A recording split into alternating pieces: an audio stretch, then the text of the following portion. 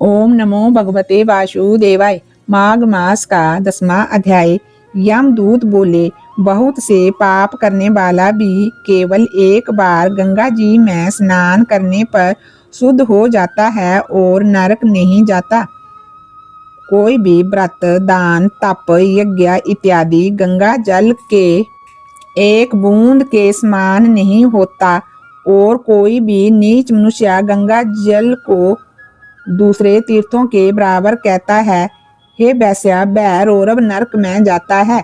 बैकुंठ से विष्णु भगवान के चरणों से गिरे हुए गंगा जल को महादेव जी ने अपने मस्तक पर सुशोभित किया है। गंगा नाम लेने से सैकड़ों योजन पर रहने वाला भी नरक में नहीं जाता। इसलिए नरक से बचने के लिए गंगा स्नान से सरल अन्य कोई दूसरा उपाय नहीं है। इसलिए गंगा स्नान अवश्य करना चाहिए। हे वैश्य, जो ब्राह्मण प्रतिग्रह से निवृत्त है वह गगन में चंद्रमा के समान है। कीचड़ से गाय निकालने, रोगी की रक्षा करने तथा गौशाला में मरने वाले लोग गगन में तारागण के रूप में चमकते हैं। हे वैश्य श्रेष्ठ, दूसरों की स्त्रियों को माता के समान देखने वाले मनुष्य भी कभी यम यातना नहीं पाते और मन में जो पुरुष पर स्त्री गमन नहीं करता वह दोनों लोकों को अपने अधीन कर लेता है।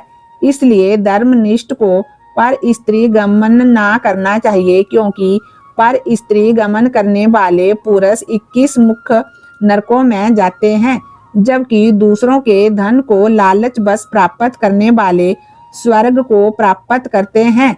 ठीक इसी प्रकार क्रोध का कारण होते हुए भी क्रोध रहित पुरुष स्वर्ग को जीतने वाले होते हैं। जो अपने माता पिता की आराधना देवता के समान करते हैं वे भी कभी यमलोक में नहीं जाते और जो गुरु की पूजा करते हैं वे ब्रह्मलोक में पूजनीय माने जाते हैं।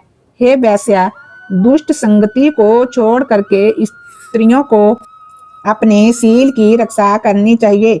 शील भंग होने से यमलोक को जाती है।